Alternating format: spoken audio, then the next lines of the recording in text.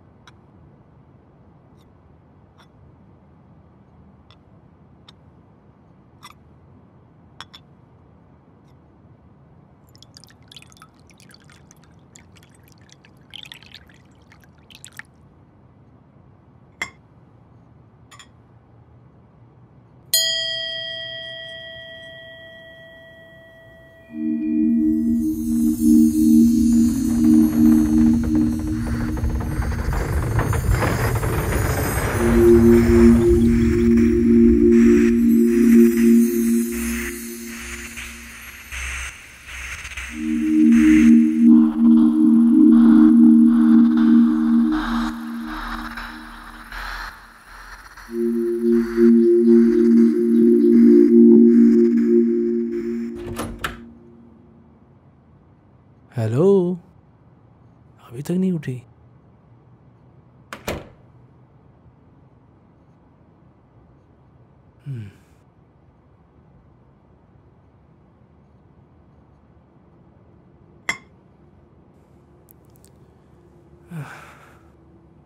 Hello Appu. No no no no, wake up wake up. सुनो, मुझे जाना है। ये लो तुम्हारा फेवरेट कॉफी।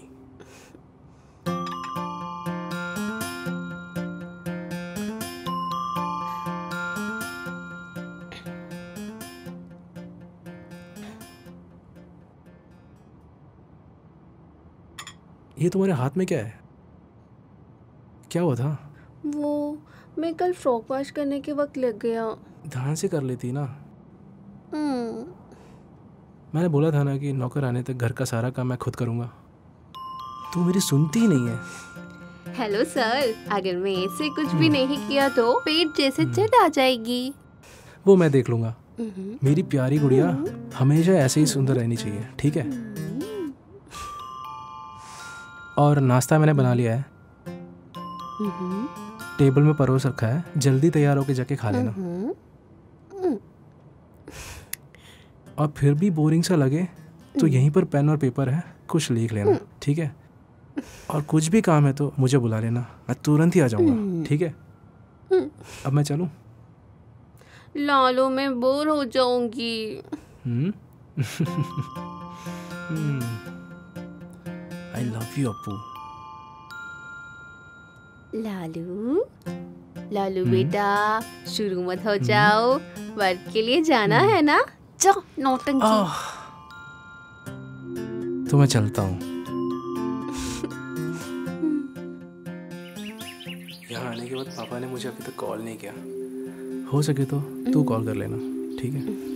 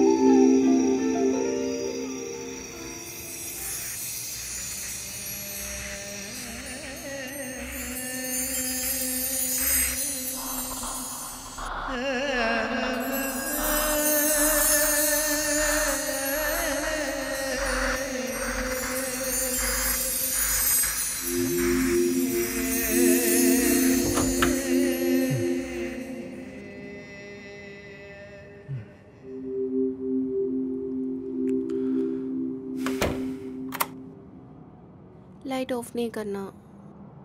ओ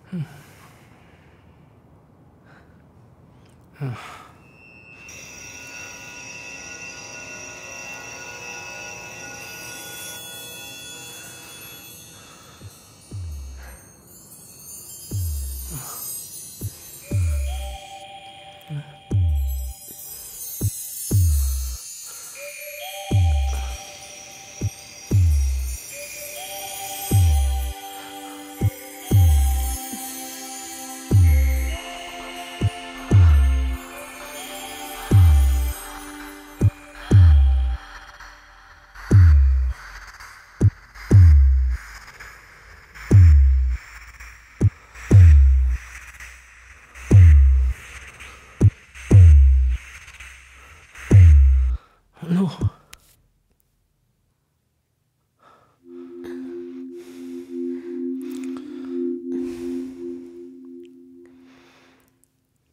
लालू,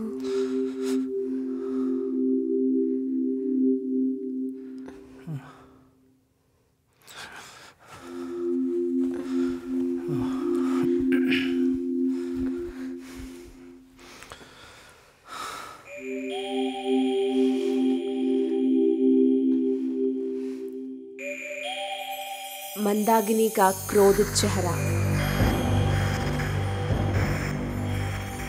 हे शिगंडी, अगर कमर में मजबूती नहीं है तो कामना रोककर समाप्त करना चाहिए।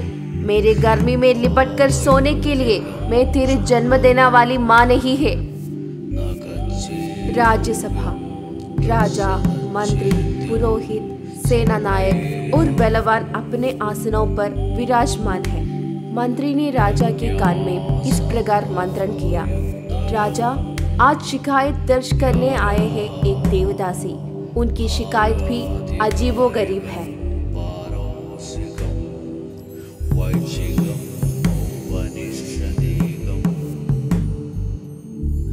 आकांक्षा पूर्वक से राजा ने मंत्री की ओर देखा। राज्यसभा में अर्धनग्न अवस्था में राक्षसी भाव से खड़ी मंदाकिनी। लिंग बल क्या है ये ना जानने वाले हिजड़े, और मर्दांगी क्या है यह ना समझने वाली नपुंसक। राज्यसभा स्तंभ रह गई। क्या इस सभा में कोई ऐसा पुरुष नहीं जो मेरी अग्नि को शांत कर सके? क्या यह केवल निर्बल और कायर ही उपस्थित है? यदुवंशी, क्षत्रिय, राजपूत, मल सभी आए, परंतु कोई भी मेरा ताप को हार नहीं सका।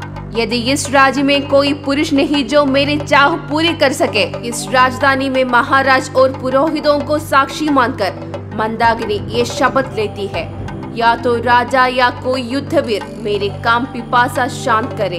जब तक मेरी कामना समाप्त नहीं होती, मैं ये वस्त्र नहीं धारण करूंगी। आज से मैं विवस्त्र रहूंगी।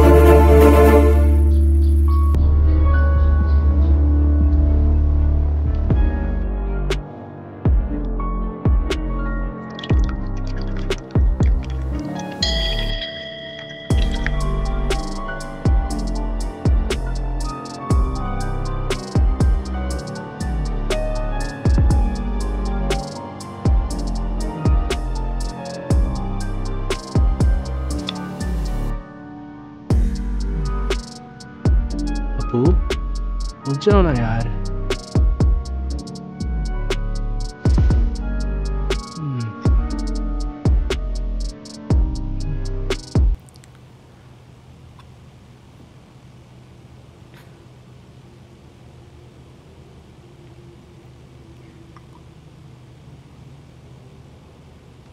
क्या हो गया? चेहरा उदास दिख रहा है। कुछ प्रॉब्लम है क्या? कुछ नहीं अपू, बस मम्मी पापा और बहनों की याद आई। खाना वाना सब रेडी है, बस अच्छी बच्ची बनकर सब कुछ खा लेना, ठीक है? मैं चलता हूँ। बाय।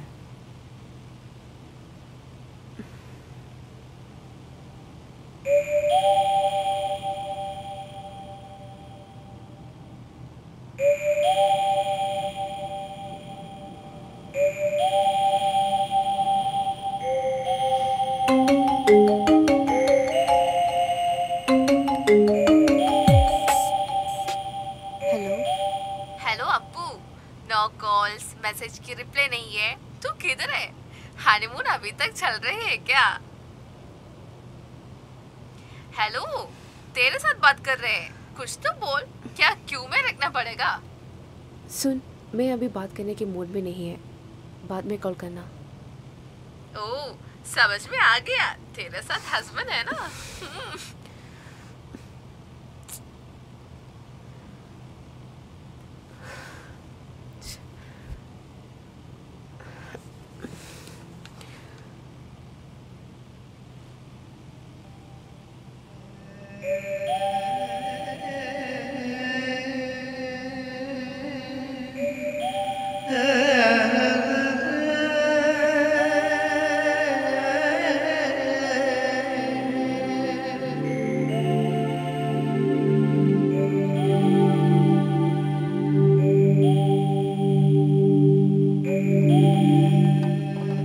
मेरे शरीर में हमेशा तापता रहता है।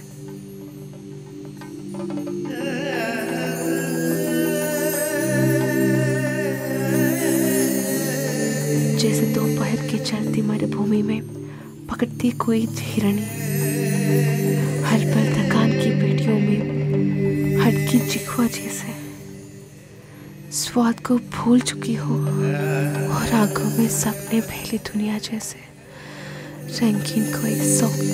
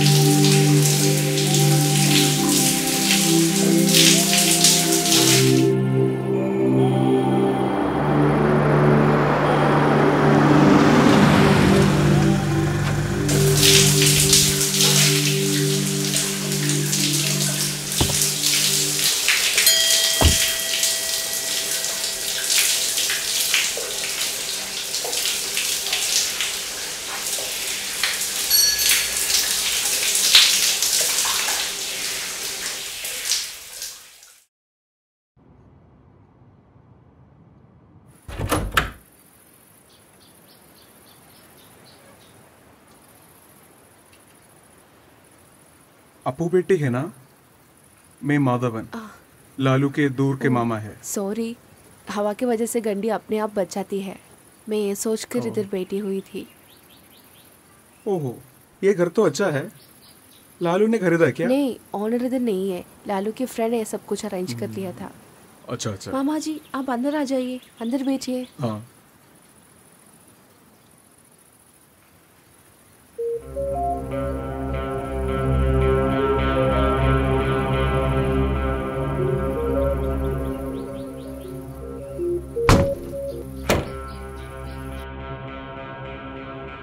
अंकल आ जाओ, इधर बैठो।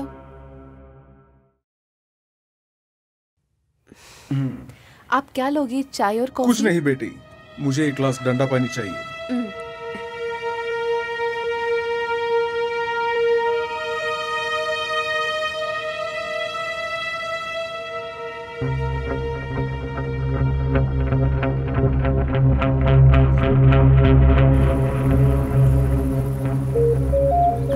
अंकल शादी में आया है क्या?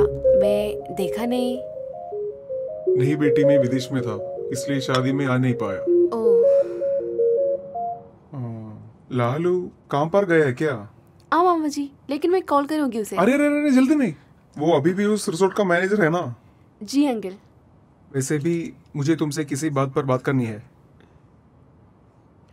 मैं कॉल करूँ तो वो फोन नहीं उठाता, और अगर उड़ाता भी तो किसी ना किसी बहाने से बात खत्म कर देगा। उसने मुझसे कुछ पैसा लिया था, 1 और 2 नहीं बल्कि 80 लाख, जिनकी वजह से मैं मुश्किल में पड़ गया हूं।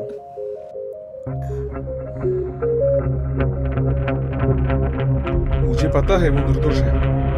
वो पहले आईटी फील्ड में था ना। लालू और उसके दोस्तों ने मिलकर एक अमेरिकन आईटी कंपनी की फ्रेंचाइजी दिल्ली में शुरू करने की प्लान बना रहे थे। और कंपनी को सिर्फ एक ही डिमांड थी, वो एयरपोर्ट के पास 5000 स्क्वायर फीट की अपनी खुद का बिल्डिंग होना चाहिए। इसके लिए मैंने उसको मदद किया था। बदले में उन्होंने मुझे एक शेयर भी ऑफर किया था। ये तीनों ने मिलकर अपने कंपनी के शेयर साथ में मौजूद 14 आदमी को दिया, लेकिन वही धोखेबाज निकला। वो पैसा लेकर भाग गया और ये लोग बेबस रह गए।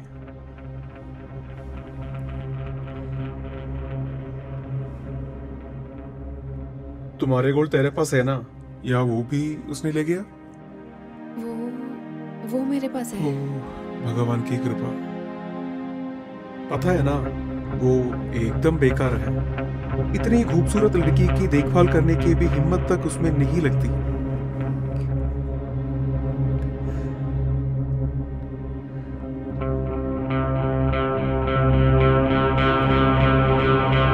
सच कहूं तो मैं यहाँ उसे खत्म करने के लिए आया था, लेकिन बेटी जैसे मासूम बच्चे के सामने ऐसे करना ठीक नहीं लगा।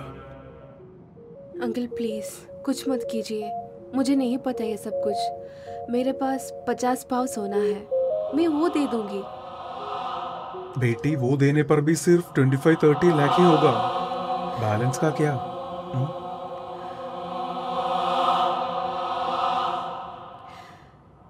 इसके लिए मेरे घर वाले ने बहुत मान किया है। मुझसे छोटा भी एक है। मुझे समझ नहीं आ रहा है क्या करूं।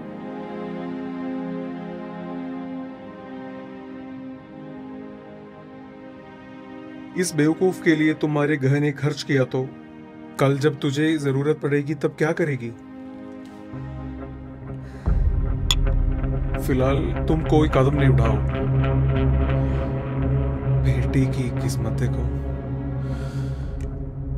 इस बदमाश के हाथ में तो तू लग गई। कोई बात नहीं, मैं उससे पैसा लूंगा। तू उसे एक बार फोन करके कह दो मादर अंकल आ गया है।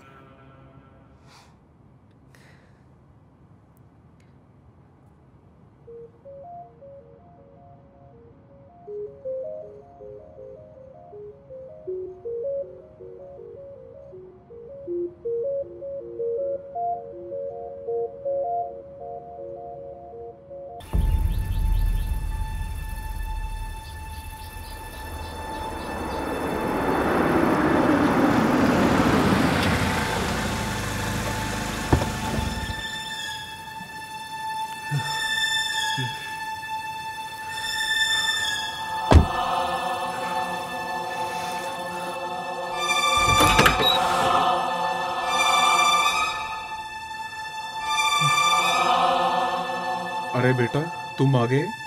वो दरवाजा बंद कर दो। वो दरवाजा बंद कर दो। वो दरवाजा बंद करो साले कमीने।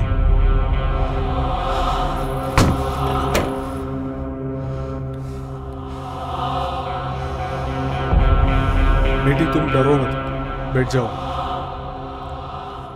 अब तुझे क्या? बैठ साले।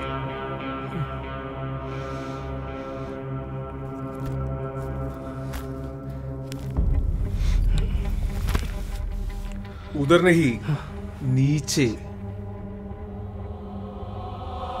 अरे भाई,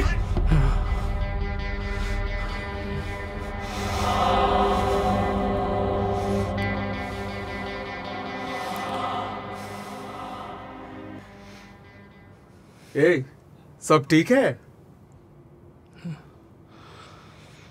तेरे पास क्या जुबान नहीं है?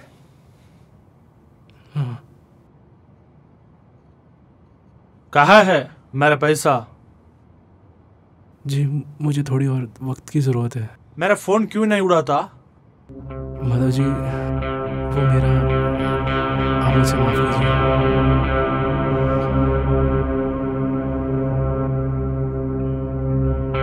टाइम? तुझे टाइम चाहिए? क्या एक हफ्ता? पक्का? हाँ।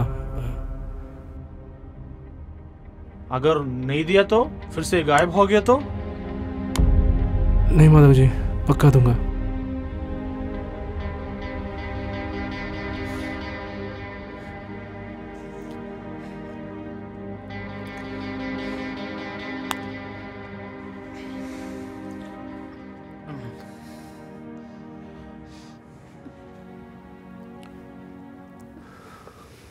बेटी तू इधर आओ, मेरे पीछे।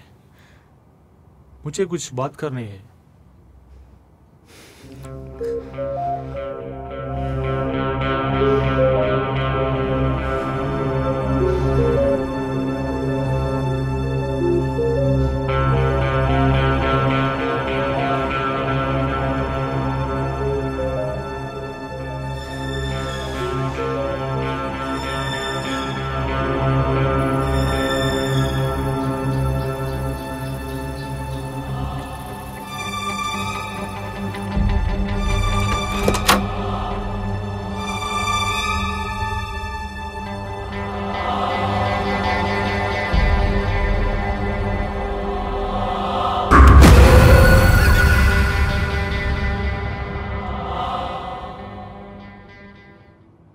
देख लिया?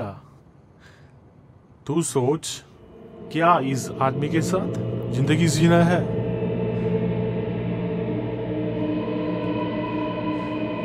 मुझे पता है कि तेरा पति कैश नहीं देगा। मैं सिर्फ तेरे लिए इधर आया है।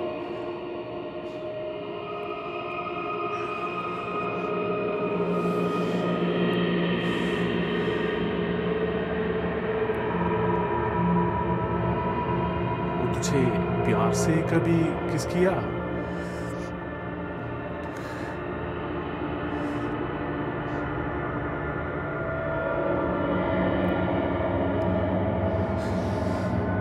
तुझे चंदन की गंध है। इस घर चुकाने के लिए एक आइडिया बोलूं? मरने तक मेरा होकर जियो। मैं ये नहीं कह रहा है तेरा पति को छोड़ना। जब मैं आओ तुम्हारे दिल की दरवाजे मेरे लिए खोल दो। अगर ऐसा है तो मैं उसका कर्ज भी भूल जाऊंगा, तो रानी की तरह जीने की मौका भी दूंगा। मेरा वादा है। अगर ऐसा नहीं है, एक हफ्ते के अंदर मुझे मेरा पैसा चाहिए। जैसे तुम्हारे उपस्त्री बनकर मुझे रानी की तरह जीना नहीं। हम तुम्हारे पैसे लौटा दूंगी। यहाँ से निकल जाओ, वरना मेरा हाथ बोलेगा।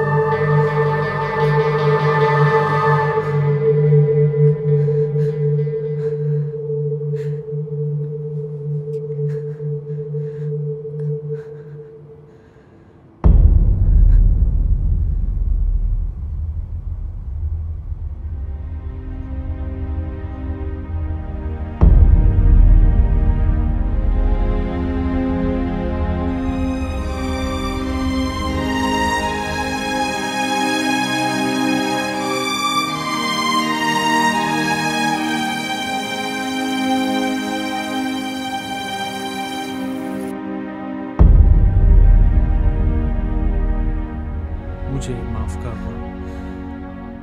अगर मैं तुम्हारी होठों की मिठास नहीं जान पाया तो मैं अधूरा होगा। ओके बेटी।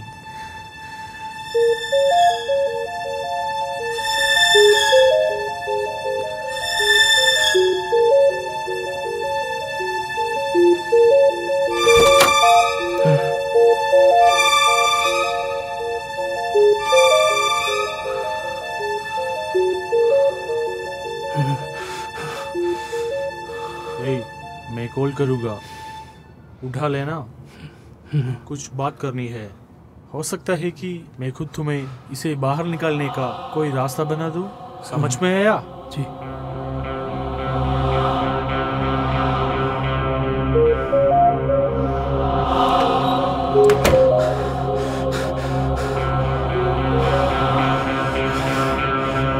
क्या हुआ अपू? क्यों रो रही हो? हाँ? उन्होंने कुछ किया क्या तुम्हें? हाँ? नहीं, मैं ये सब सोचकर रो रही थी। क्या मैं एक बात पूछूं? हाँ। क्या एक हफ्ते के अंदर पैसा दे सकते हो? अपू, एक हफ्ते में कैसे कर पाऊंगा?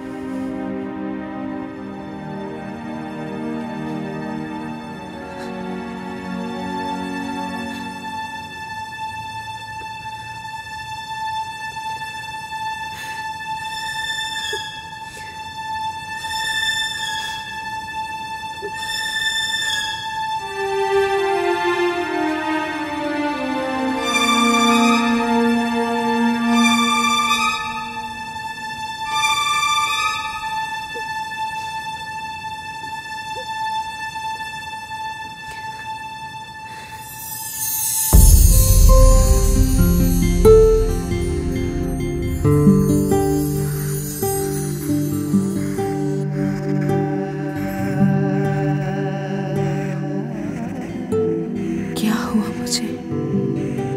उस समय मैं चिल्लाया क्यों नहीं?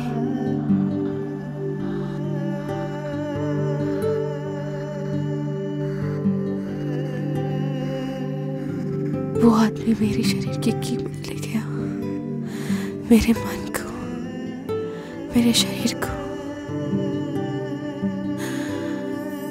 मेरे सपनों को।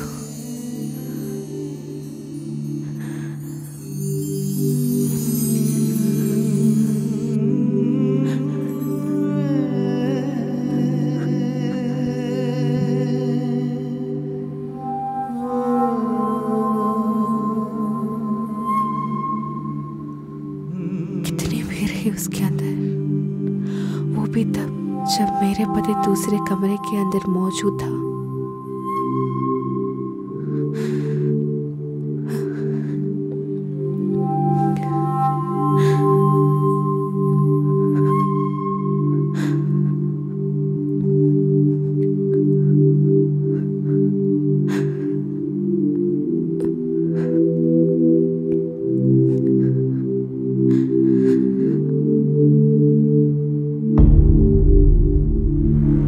अत्यधिक व्याकुल में बेटे राजा और दरबारियों के सामने सेना पालक कृपालक उठकर इस प्रकार बोला,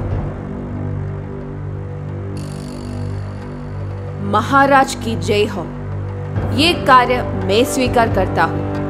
मैं इस स्त्री को राजपुत्रों के रक्त का वास्तविक गुण समझाने और दरबार में चुनौती देने का साहस दिखाने वाली इसे बहुत कुछ सिखाने का इच्छुक हूँ।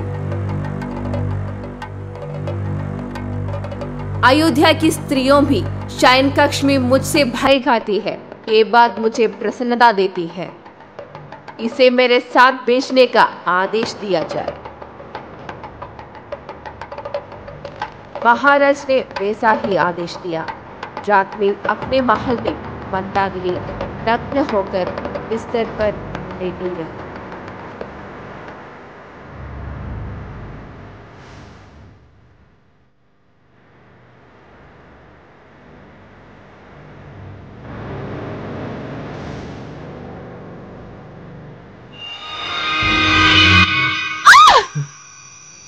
क्या हुआ अपू? हाँ? क्या कोई सपना देखा? कुछ भी नहीं।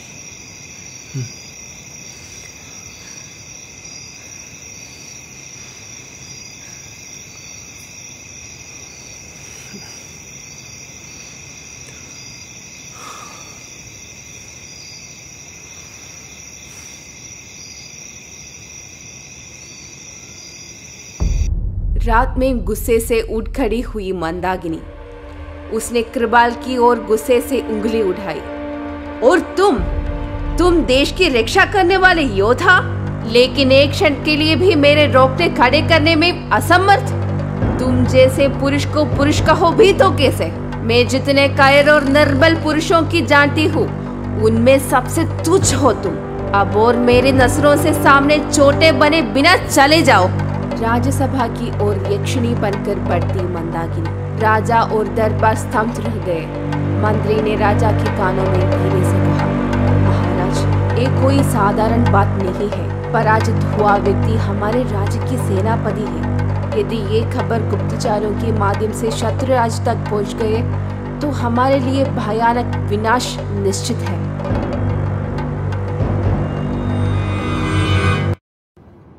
राजा एक क्षण के लिए विचार में डूब गए और अपना माथा सहलाने लगे। हाँ माधव जी।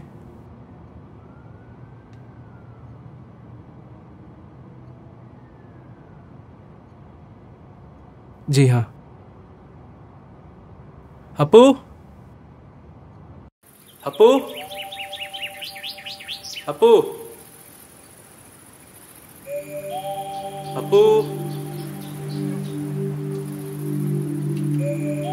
कहाँ गई? हाँ अपू, माधव जी का कॉल आया था। वो कह रहे थे कि हमारे कर्ज चुकाने का कोई तरीका उन्होंने ढूंढा है और तुम्हें बताया है। वो क्या तरीका है अपू? और फिर वो कह रहे थे कि यहाँ रुकने वाले हैं कुछ दिन। यहाँ? हाँ, तुम ही तो कहती हो कि हमेशा तुम्हें यहाँ पर बोरिंग सा लगता है। अब कोई आ रहा है तो ओह, संडे होकर भी चैन नहीं देते ये रिजॉर्ट वाले। रुक, मैं बात करके आता हूँ। हेलो, हाँ जी बोलिए। ठीक है ठीक है। गुस्से से फट पड़ने वाली मंदाकिनी, ये व्यक्ति सेनापति कहलाने योग्य है? क्या यही राजपुत्रों का रक्त है? आधे घंटे तक भी ये मुझे प्राप्त करने में असमर्थ रहा। क्या राज्यसभा की प्रतिष्ठा बचाने के लिए कोई और योग्य पुरुष नहीं है? यदि ऐसा है तो फिर स्वयं महाराज ही अपनी वीरता का परिचय दे। आपको भी मेरा अंतपुरम में स्वागत है। राजा एक क्षण के लिए स्तब्ध रह गए।